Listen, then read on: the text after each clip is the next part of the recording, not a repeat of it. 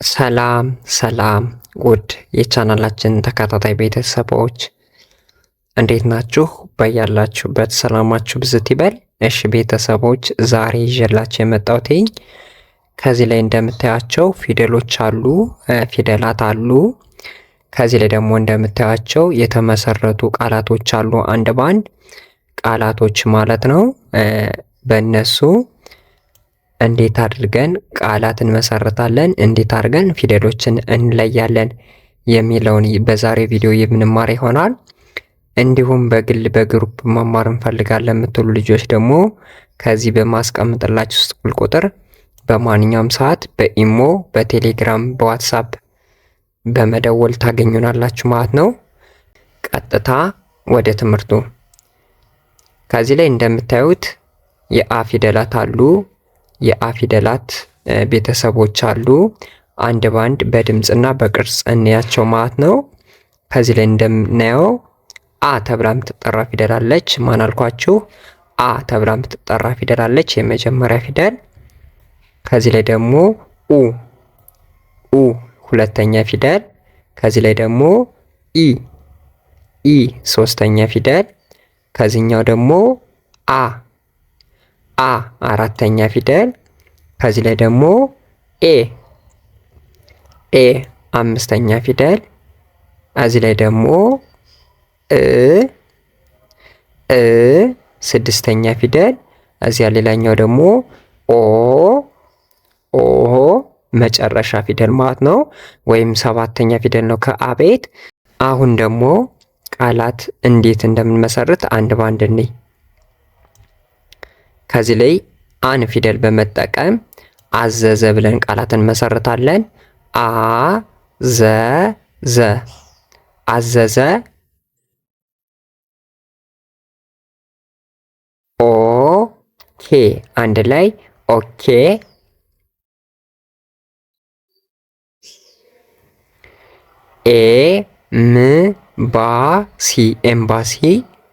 ኤምባሲ። ስለዚህ አዘዘ፣ ኦኬ፣ ኤምባሲ። አዘዘ የሚለውን አ ፊደል ይችን በመጠቀም ነው። ኦኬ ማለት ደግሞ ኦ የምትባሏ ፊደል ከአ ቤት መጨረሻው ኦን ይችን ፊደል በመጠቀም ነው። ኤምባሲ የሚለውን ደግሞ ይችኛውን ኤ በመጠቀም ቃላት መሰረት ነው ማለት ነው ቤተሰቦች። ወደዚህኛው ስንመጣ ማን ናቸው? የከፊደላት ናቸው። የከፊደላት ቤተሰቦች ናቸው። ከተብሎ የሚጠሩ ፊደላት ማለት ነው። እስኪ ቃላትን መሰርት። ከተብላት የምትጠራ ፊደል ናት ይቺ። ማን አልኳችሁ?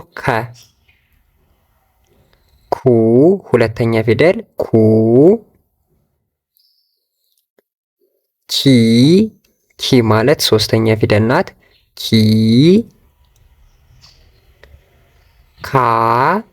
ካ ማለት አራተኛ ፊደል ካ። ኬ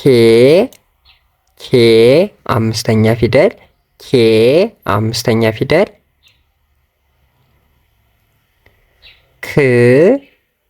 ክ ስድስተኛ ፊደል። ኮ መጨረሻ ፊደል ወይም ሰባተኛ ፊደል ማለት ነው። አሁን ደግሞ በእነሱ ቃላትን መስረት። ወደ ቃላቱ ስንመጣ ኬክ ይላል። ኬ ማለት ይችን ተጠቅመን ነው። ክ ማለት ይችሳ አንድ ላይ ኬክ። ኮካ ብለን እንመሰርታለን። ኮካ ብለን ቃላትን እንመሰርታለን። ክፍል ማለት ደግሞ ክፍል ክን ይችን በመጠቀም እንደዚህ አድርገን በከ ቃላት መመስረት ይቻላል ማለት ነው ቤተሰቦች። አሁን ደግሞ ወደ ማንሄድ ወ ተብለው ወደሚጠራው ፊደል አንድ ባንድ ቃላት ፊደሎችን እናይና ከዚያ ደግሞ ቃላት እንመሰርታለን ማለት ነው። እሺ ወደዚችኛዋ ስንመጣ ይች ወ ተብላ የምትጠራ ፊደል ናት። ማን አልኳችሁ? ወ ተብላ የምትጠራ ፊደል ናት። ወደዚህኛው ስንመጣ ደግሞ ው ተብላ የምትጠራ ፊደል ሁለተኛዋ ናት ማለት ነው። ወደዚህኛው ስንመጣ ደግሞ ዊ ተብላ የምትጠራ ፊደል ሶስተኛ ፊደል ዊ ከወቤት ሶስተኛ ዊ። ወደዚህኛው ስንመጣ ደግሞ ዋ ተብላ የምትጠራ አራተኛ ፊደል ከወቤት አራተኛ ፊደል ዋ። ይቺ ደግሞ ከወቤት ዌ ተብላ የምትጠራ አምስተኛ ፊደል ዌ ተብላ የምትጠራ አምስተኛ ፊደል ናት ማለት ነው። ይችኛዋ ደግሞ ከወቤት ስድስተኛ ፊደል ው ተብላ የምትጠራ ፊደል ናት። ው ተብላ የምትጠራ። ይችኛዋ ደግሞ ዎ ተብላ የምትጠራ ሰባተኛ ፊደል ከወቤት ሰባተኛ። እስኪ ቃላትን መስርት። ወዘወዘ ወዘወዘ ወዘወዘ። ዋው አንዳንዴ ስንደነግጥ ዋው እንላለና ዋው የሚያስደስት ነገርም የሆነ ነገር ሲሆን በቃ ዋው እንላለን። ስለዚህ ዋ ማለት አራተኛ፣ ው ማለት ስድስተኛ፣ ወ ማለት ደግሞ የመጀመሪያ ፊደል ነው። ቃላት ተጠቅመን የመሰረት ነው ወዘወዘ የሚለውን። ዋው የሚለውን ደግሞ አራተኛና ስድስተኛ ማለት ነው። ወደዚህኛው ስንመጣ ደግሞ ውሳኔ ውሳኔ። ውን በመጠቀም ወይም ይችኛውን መጠቀም ትችላላችሁ፣ አለዚያ ይችን መጠቀም ትችላላችሁ። ስለዚህ ውሳኔ ብለን ቃላት እንመሰርታለን ማለት ነው ቤተሰቦች። አሁን ደግሞ ወደዚህኛው አ ተብሎ የሚጠራ ሁለት አይነት የአ ቤተሰቦች አሉ። አንደኛው አ ከላይ ላይ ይህን እንደተማርነ ነው ማለት ነው። ይህኛው የአ ቤተሰቦች ማለት እነዚህ ናቸው አንደኛው። ሁለተኛው ደግሞ አሁን ያየነው ማለት ነው። አንድ ባንድ እናንብበውና በሱም ደግሞ ቃላት እንዴት እንደሚመሰረት አንድ ባንድ እናያለን ማለት ነው። አ ተብላ የምትጠራ ፊደል ናት ይች አ። ይችኛዋ ደግሞ ኡ ተብላ የምትጠራ ፊደል ናት። ሁለተኛ ኡ ተብላ የምትጠራ ፊደል ናት። ወደዚችኛዋ ስንመጣ ደግሞ ኢ ተብላ የምትጠራ ሶስተኛ ፊደል ኢ። ወደዚችኛዋ ስንመጣ ደግሞ አ ተብላ አራተኛ የምትጠራ ፊደል አ ተብላ ሁለተኛ ፊደል ማለት ነው። ወደዚችኛዋ ስንመጣ ደግሞ ኤ ተብላ የምትጠራ ሶስተኛ ፊደል ማን አልኳችሁ? ኤ ተብላ የምትጠራ ሶስተኛ ፊደል ማለት ነው።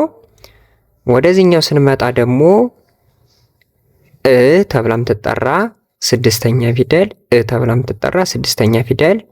ወደዚህኛው ደግሞ ኦ ተብሎ የሚጠራ ሰባተኛ ፊደል ማለት ነው። እስኪ በእነሱ ቃላትን መስርት። ከዚህ ላይ እንደምታዩት አዋዜ ይላል። አዋዜ አዋዜ። አ የምትባሏን የመጀመሪያውን በመጠቀም ማለት ነው። ወደዚህኛው ስንመጣ ደግሞ ኦኬ ይላል። ኦኬ። ስለዚህ ይችኛዋን ኦ በመጠቀም መጨረሻዋን ኦኬ ብለን ቃላት እንመሰርታለን ማለት ነው። ወደዚህኛው ስንመጣ ደግሞ እድሜ ይላል። እድሜ የምትባሏን ይችን በመጠቀም እዚያ አንድ ላይ እድሜን መሰረት እድሜ ብለን ሚል ቃላት እንመሰርታለን ማለት ነው። አዋዜ፣ ኦኬ፣ እድሜ። ወደዚህኛው ስንሄድ ደግሞ ማን ይላል? የዘ ቤተሰቦች ናቸው። የዘ ፊደል ቤተሰቦች ናቸው። አንድ ባንድ ቃላትን መስርት እስኪ። ከዚህ ላይ እንደምታዩት ዘ ተብሎ የሚጠራው ፊደል አለ። ከዚህ ላይ ዘ ተብሎ የሚጠራው ፊደል አለ። ከዚህ ላይ ደግሞ ሁለተኛ ፊደል ዙ ተብሎ የሚጠራ ፊደል አለ። ዙ ተብሎ የሚጠራ ፊደል አለ።